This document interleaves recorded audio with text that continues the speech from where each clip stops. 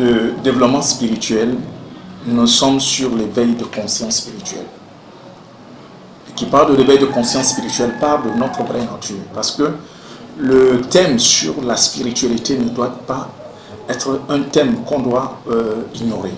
C'est un thème que nous devons continuer à écouter, à creuser dans les profondeurs. Parce qu'en réalité, c'est ce que nous sommes. Nous sommes esprit. Avant que je ne prenne cette masse, avant que je ne prenne cette matière, j'étais esprit.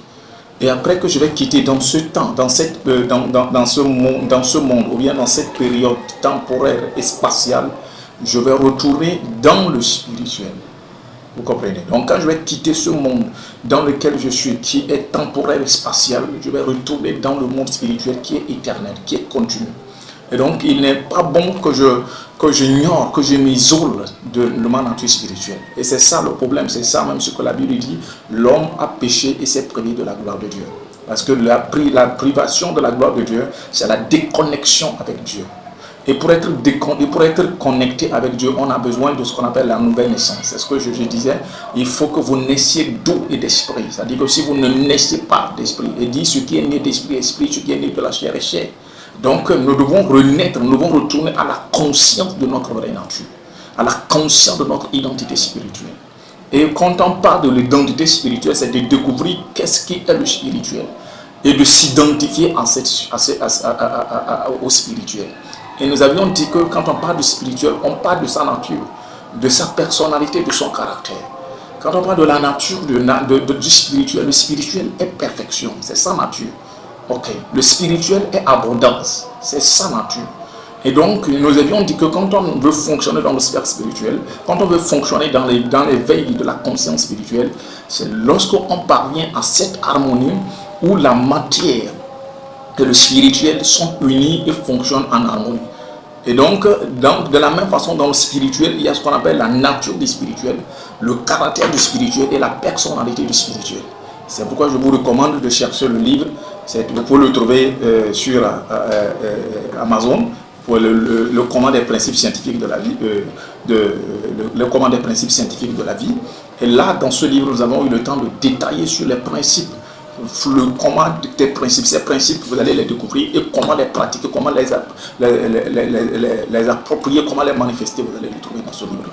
Le comment des principes scientifiques de la vie, c'est écrit par Brimanda Rekankoyama. Donc, vous pouvez avoir tous les détails sur ce livre-là, dans ce livre-là. Et donc là, nous allons comprendre quelle est la nature du spirituel.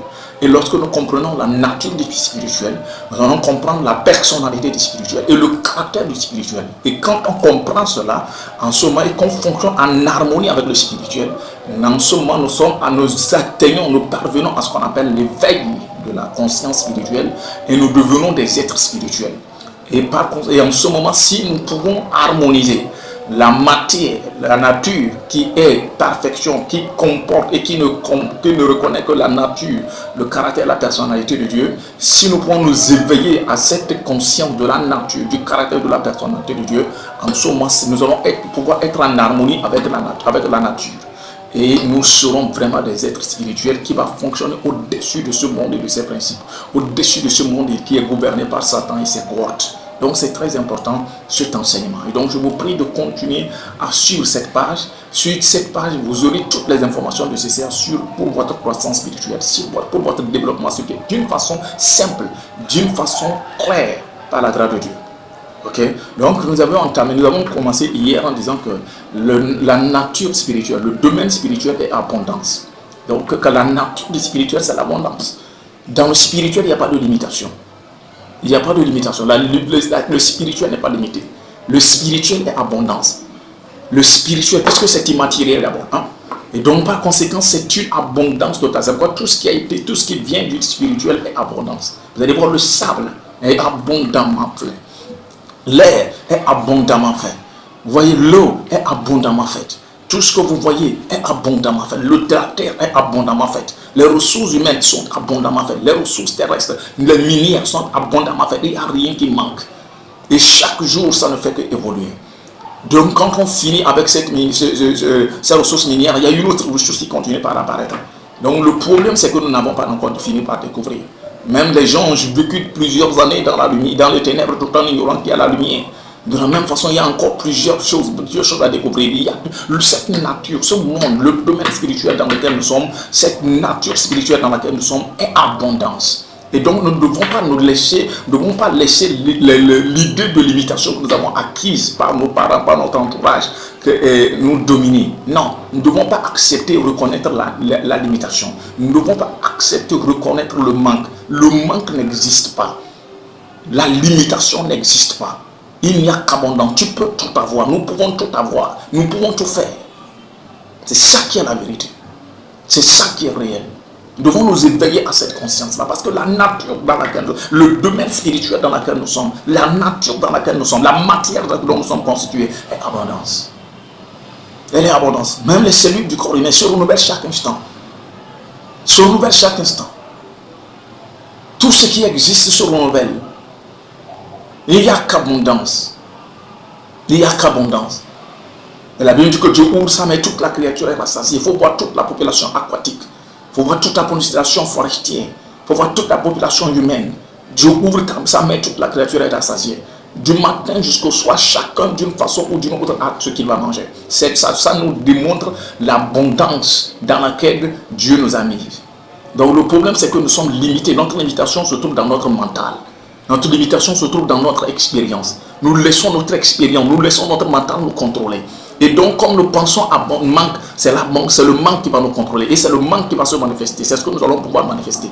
Donc, le moment où nous commençons par penser, voir l'abondance telle que notre réalité, parce que c'est ce que nous sommes. C'est ça la vérité.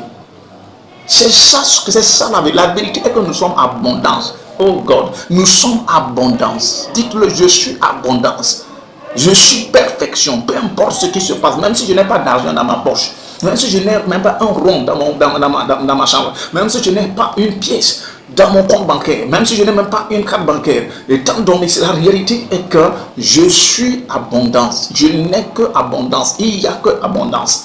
Et lorsque nous nous éveillons à cette conscience, le moment où nous commençons par penser de cette façon, le moment où nous commençons par marcher de cette façon, le moment où nous nous élevons à ce niveau spirituel, à cet étendard spirituel où il n'y a que abondance, la nature va se conformer. Les réalités autour de nous vont se conformer. Parce que la plupart du temps, ce qui se passe, c'est que les circonstances autour de nous contredisent notre vraie nature, sont là pour nous relier notre vraie nature, sont là pour questionner notre vraie nature.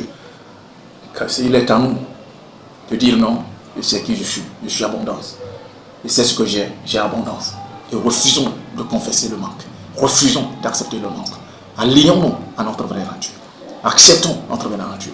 Et laissons cette vraie nature, cultivons-la, entretenons-la par des méditations, par la prière, par des déclarations. Et c'est ça qui est important. Par une bonne méditation, vous prenez le temps, vous vous asseyez, vous vous voyez dans une abondance pas possible. Parce que c'est ce que vous n'êtes. Et en soi, vous n'êtes pas en train de créer, vous n'êtes pas en train de devenir. C'est ce que vous êtes. C'est ce que vous êtes. Mais aujourd'hui, nous sommes arrivés là où nous sommes dans ce manque parce que nous avions accepté le manque. Nous avions reconnu le manque, nous avons déclaré le manque. Donc nous pouvons nous quitter ce monde-là et nous élever au niveau spirituel, à notre vraie nature, à notre vrai standard. Et accepter l'abondance se manifester dans notre vie. Parce que cette abondance est là.